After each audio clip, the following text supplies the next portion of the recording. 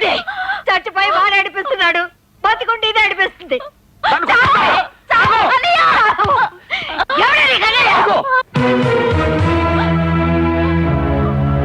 నేను అమ్మ అని పిలిస్తే నువ్వు పలకపోవచ్చు, కానీ రుక్మిణి అన్నయ్య అని పిలిస్తే నేను పలుకుతాను.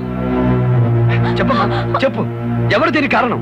విష్ణు, చక్రపాణి గారి మేనల్లుడు. అలా తెల్లబోతావే, మా కుటుంబాన్ని సర్వనాశనం చేసేంత వరకు నిద్రపోడని నేను చెప్పిన మాట నిజం చేశాడు మీ నాన్న. ఈ నాన్న దశరథుడు కాదు బాబు, దశకంఠుడు, రావణాసురుడు. వెళ్ళిపో నాయనా. కొడుకును పోగొట్టుకున్న మేము కూతురు కూడా పోగొట్టుకోకపోతే వెళ్ళిపో నాయన. నీకు దండం పెడతాను, వెళ్ళిపో బాబు. నేనంటే ఈ సమస్య పరిష్కారం అవుతుందా? చెప్పమ్మా, విష్ణుతో నీకు ఎలా పరిచయం అయింది?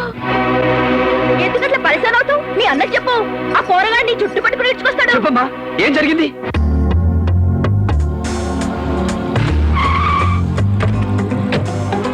నువ్వు రాజా చెల్లెలు కదా?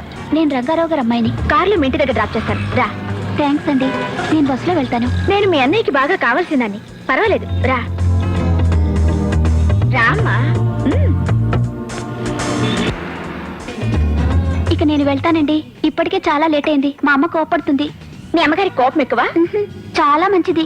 మా అన్నయ్య చనిపోయినప్పటి నుంచి మా అమ్మ మొహంలో సంతోషం లేకుండా పోయింది. మీ అమ్మ మొహంలో నువ్వు నవ్వు చూడాలంటే నా దగ్గర ఉపాయం ఉంది. నేను చెప్పినట్టు చేస్తావా? మా అమ్మ కోసం ఏమైనా చేస్తాను.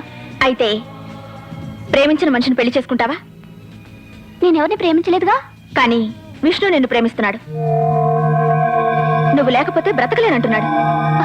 అది కాదండి, నాకు తెలుసు నువ్వేం చెప్పబోతున్నావో. ఈ ప్రేమ వ్యవహారాల వల్లే మా అన్నయ్యని చంపేశారు. మళ్ళీ నన్ను రొంపిలోకి లాగద్దంటావు.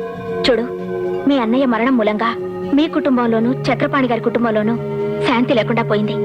తిరిగి ఆ రెండు కుటుంబాల్లో వెన్నెల రావాలంటే చనిపోయిన మీ అన్నయ్య అల్లుడుగా వెళ్ళవలసిన ఆ ఇంట్లో నువ్వు కాలు పెట్టాలి.